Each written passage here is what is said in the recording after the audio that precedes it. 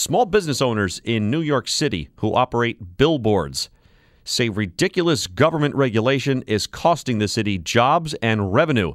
There's a newly enforced law restricting advertising on buildings and along highways. Marty Judge is a billboard owner who can't figure what the government is doing. And Marty, what's behind the law? The basis of the law was written on safety and aesthetics. That's what the city claims. That was what was behind the law. But there was never a safety study done to date.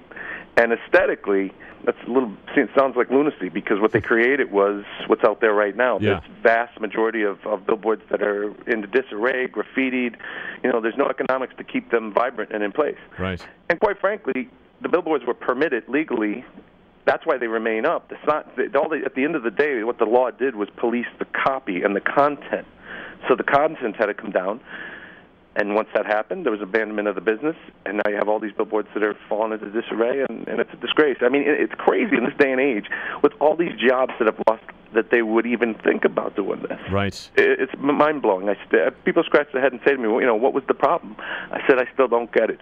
It benefited maybe one or two big companies. Other than that, it was devastating to hundreds and hundreds of people, jobs, and the economic impact of this has been going on for a long time, and the city was warned. The city was told this would happen. So explain the impetus, though. Is it billboards of a certain height or of a certain content? Certain billboards will remain up if they were built prior to 1979, and that would be a grandfathered line.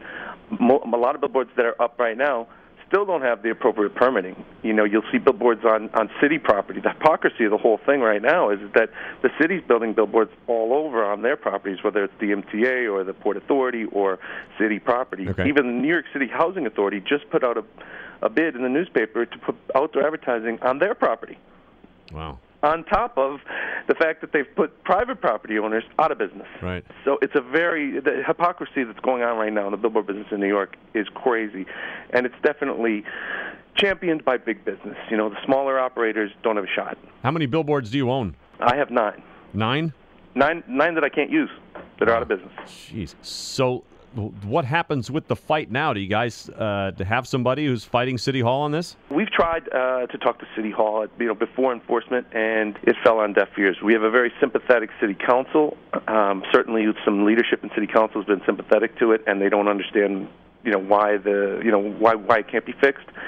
We've even taken up a measure of putting a bill in Albany that had bipartisan support in this year's budget, but at the last minute, it got pushed out, and from what I understand, there was a lot of resistance from the mayor's office. No kidding. And it would have created $15 to $40 million annually in fees for the state. And that's done all over the country. If you have a billboard in New York State, in Yonkers, you have an annual permit fee. If you have one in New York City, you don't.